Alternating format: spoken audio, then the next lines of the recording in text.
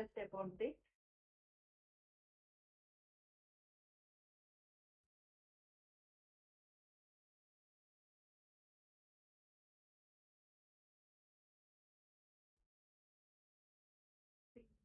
slide.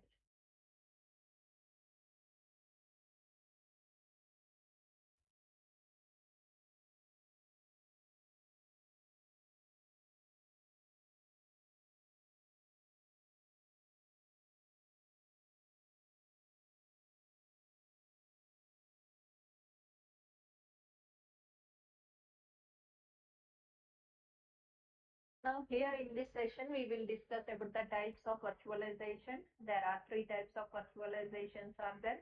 First one is the fully virtualization, partially virtualization, and next one is the hardware assisted virtualization. In this one here, what is the fully virtualization? Before that one, we will give, I'm giving the brief explanation about the how VMM is working. Here, this one is the VMM. Now, here in this VMM, virtual machine monitor. Here, virtual machine monitor is also we can call as hypervisor. Now, we will learn how the hypervisor is working. Here, when hypervisor is working means here monitoring purpose we are using the hypervisor. Here, first thing is the server is there.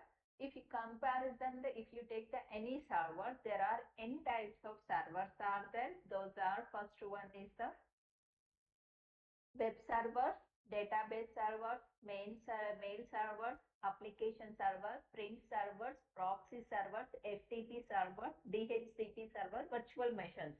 Okay, these are the n types of servers are there. Now here in this n types of servers, here each and every server is divided into a subpart. Those parts we can call as a virtualization.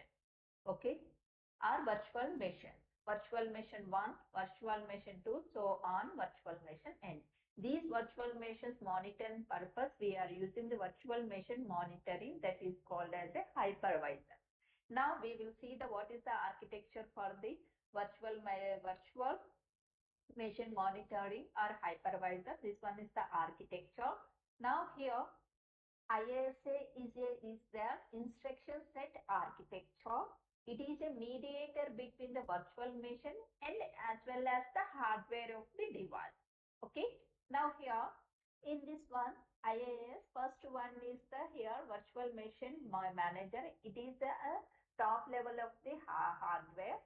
Now in this one, first one is virtual machine instance is there. What is the virtual machine instance is nothing but a virtual machine. Now we want to perform the any task. Before that one here virtualization machine sends the request to the virtual machine manager.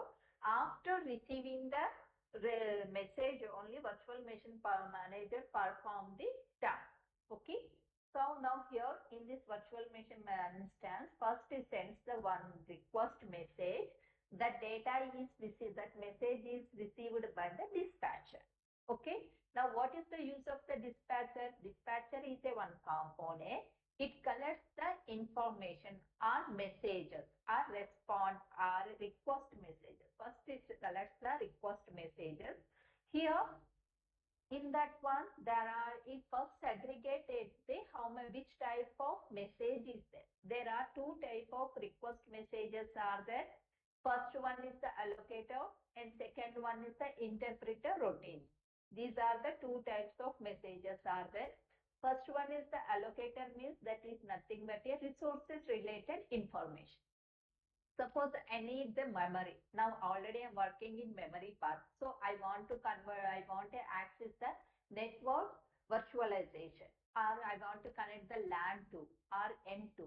So that purpose virtualization machine V2 machine sends one request to the dispatcher. It checks that that is a resource related message or input output related messages. Here interpreter routines means nothing but a input output related messages. First is aggregate. It checks that is a resource related message means the data is transmitted to the allocator. Here what will here which type of operation it performs means first it checks the which type of resources they are needing. That is the network related resources or memory related resources or server related resources or FTP related resources. First, based on that one, it identifies which type of resources they are needing. Based on that one, that dispatcher is establish the connection between the particular virtual machine. Okay. Suppose here that message is related to the input output messages. In this input output messages, again it divided into two types. First one is the register related messages or any activation for the input output devices. Okay, based on that one, it sends the data to the interpreter resources. Okay. Now here in this model, each and after receiving this data allocated, again it sends the response to the dispatcher. The data is transmitted to the virtual machine instance only through ISC. Okay, this one is the internal procedure for us, how hypervisor is working. Now here in this one, based on hypervisors, there are three types of hypervisors are there. First one is the fully virtualization hypervisors, and second one is the para virtualization hypervisors or hardware assisted virtualization hypervisors. Now here, what is the fully virtualization hypervisor? Before that one, we need to know some basic word terminology. That is, one is the host operating system, and next one is the guest operating system. What is the mean by guest operating system means here any guest or host operating systems we can call as these are the softwares. Here if any software is installed on the computer system that communicate with the underlying hardware, those are called as a host operating system. Means directly we can install any operating system in our PC, that is called as a host operating system. Okay, means nothing but a owner. And similarly, guest operating system is if any operating system that is installed in virtual machine, if any operating system that is installed in our virtual machine, those type of operating system we can call as a guest operating system. Okay, means it is a child of our system, our PC, and internally it operates all the virtual machines. And here that is the main thing, host operating system, guest operating system. And next one here, what is happening means this one is the architecture for the fully virtualization. In this fully virtualization, here guest kernel is there, hardware is there, hypervisor is there, and next one is the privileged instruction is there. Privileged instruction is nothing but here which type of messages we are performing, that is the input output related thing or register 3 related thing, that is considered as a privileged instruction. Now here in this fully virtualization thing, what is happening means here guest operating system thought that I'm directly communicating with the hypervisor. I'm directly communicating with the hypervisor. So I can run any type of application like that it runs. But what is main thing is it won't directly connected to the hypervisor. It thought that the data is transmitted to the hardware. In this hardware, what will be happen is the data is transmitted to the hypervisor. Now hypervisor only controlling the hardware device. If any request in the guest operating system, it checks which type of request is there. Based on that one, here hypervisor allocated the resources for our guest operating system. Based on that one, it performs the application. Okay, that is the guest operating system. Suppose here, main thing, we are saying that guest operating system is nothing but a virtualized system. So here n number of virtualizations are there. Now here hypervisor, if we collect the n number of requests from the guest operating system, How it which type of based on which criteria it gives it assign the resources. Based on timestamp only, it allocates the resources. Okay, that is the main thing here. The guest operating system operates as though the hardware is performing the operation, but it is actually the hypervisor that is managing this. That is the main thing. Means here, guest operating systems are directly connected to the hardware, but everything is monitoring the hypervisor only. Okay, that is called as a fully virtualization. And next one is the para virtualization. What is the mean by para virtualization? Is nothing but a partially virtualization. Partially virtualization. In this partially virtualization, what is the main thing is here, this one is the architecture. In this architecture, share the physical resources or hardware service extra, host operating system, hypervisor, guest operating system, modified guest operating system. This one is the architecture. In this architecture, host operating system is nothing but a data center. And next one is the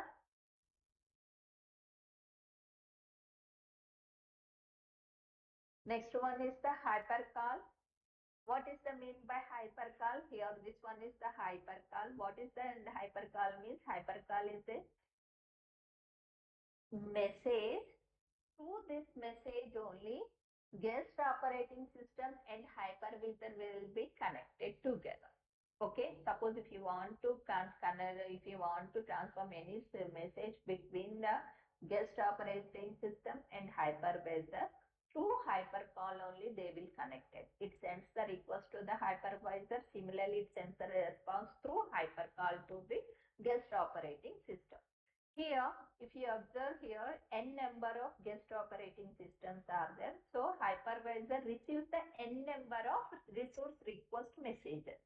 Now here, when it receives the n number of resource request messages, based on which criteria they will allocate the resources to the guest operating system is based on the timestamp. Which guest operating system send the request to the early time, that system only allocated the resources first here. Okay. Now here, hypervisor, it monitors the virtual machines. Host operating system is it's nothing but a data center only. Okay. And next one is the shared physical resources. Here, shared physical resources means n number of physical resources are there. Okay. Now here, those are the server resources, network resources, mail server resources, web resources, and next one is the FTP resources, and n number of resources are there. Each and every resource is connected to the host operating system that will be managed by the hypervisor. The data is transmitted to the guest operating system. Okay. Now here in this one, what will be happen is in para virtualization. Here, guest operating system knows that I'm directly connected to the hypervisor. Okay, I'm not connected to any hardware devices. Is directly I'm connecting to the hypervisor. When I'm sending the messages to the hypervisor through hypercall, then hypervisor only allocated the resources. So they have the entire idea about the hypervisor and what is the procedure for that one. Okay, that is called, this one is called as a para virtualization. In next one is the in fully virtualization. Here, guest operating system doesn't know here we are directly connected to the hypervisor, but they thought that I'm directly connected to the hardware devices, so I'm directly passing the messages guest operating system to the hardware, but that is the wrong opinion. Okay, but it directly connected to the hypervisor. But in our para virtualization, what will be happen means here guest operating system knows the I'm directly connecting to the hypervisor only. Two hypervisor only are performing the operation. Now here, that is the main difference between them. Next thing is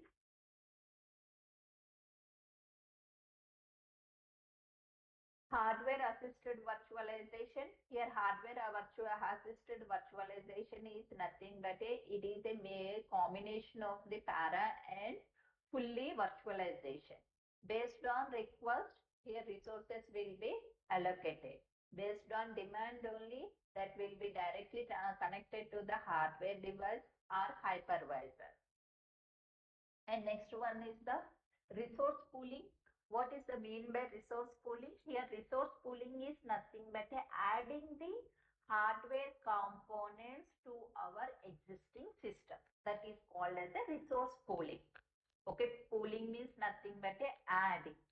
Okay, adding the hardware resources to our system.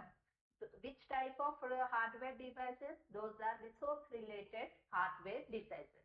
Okay, devices means example here memory related or network related, power related, storage related, network bandwidth, cloud provider shared environment. These different types of resources are there.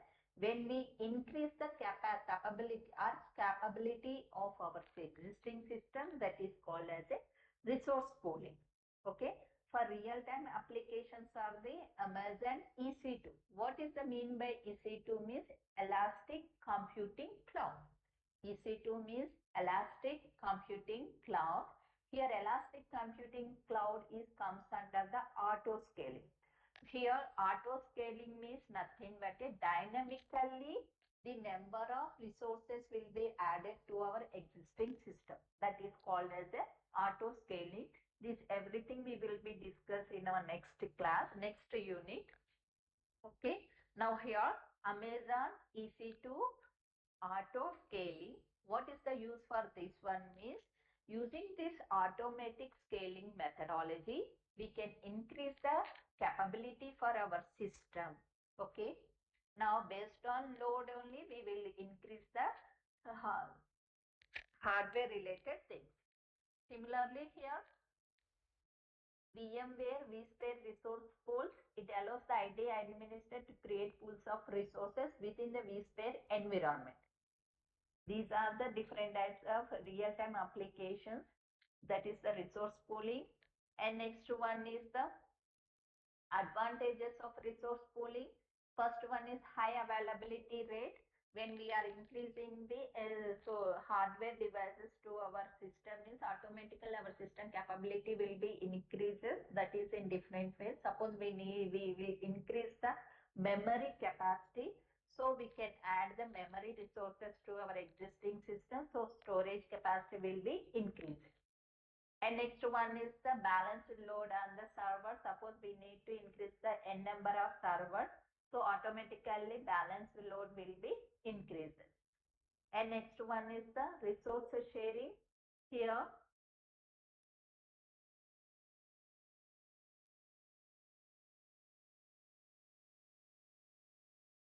what is the mean by resource sharing means here resource sharing is nothing but a vendors. Here vendors have the interlink between them.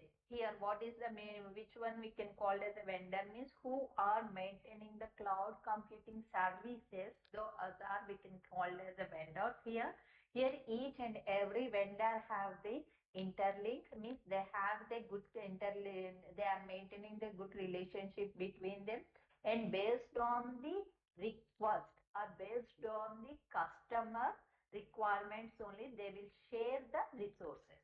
Okay, that is called as a resource sharing. Here resource sharing is not related to our end users, it is related to the companies, which companies are maintaining the sources, which companies are maintaining the cloud computing services. Here those companies maintain the interlink between them. Here next one is the resource provisioning. What is the mean by resource provisioning means? Here still now Up to now, we discussed about the definition for the virtualization and here cloud computing. Now, in this cloud computing, what will be happen when we need any, suppose we need any services, first user sends one request message to the cloud computing. In that one, cloud computer vendor will provide those services to us. Those type of those type of services we can call as a resource provisioning. Okay, they are performing the responses to our end user. Okay, that is called as a resource provisioning. Here, these resource provisioning are different types of there. These are the CPU, storage, and network related or database servers, management, and load balancers. These are the different types of resources. These all are comes under the example of the resource provisioning. In this resource provisioning, there are three types of resource provisioning techniques are there. First one is the static provisioning, dynamic provisioning, user self provisioning. But these three types comes under the pay as you use. Okay, static provisioning means here, for example, prepaid. What is the prepaid in your mobile? Here, before month only, we are purchasing our network. Similarly, suppose before, as at the starting stage only, I am giving the certain amount to our cloud computing. They are allocating some bandwidth for us. That is the fixed one. Okay. Dynamic provisioning is nothing but yet based on demand only. When I am requesting the message to the cloud computing vendor, they are allocated for the bandwidth for us. And next one is the user self provisioning. Here, based on resources are purchased in the form of web forms to create account and user resources. Okay, through website also we will purchase the resources here. That comes under the user self provisioning. These are the different types of resource provisioning techniques are there.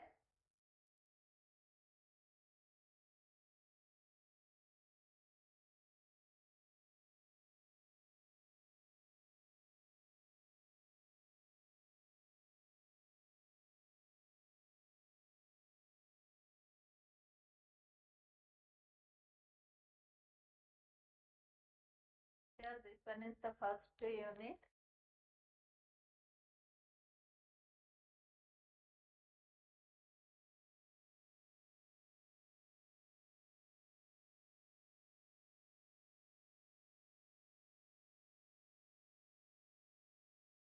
Hello.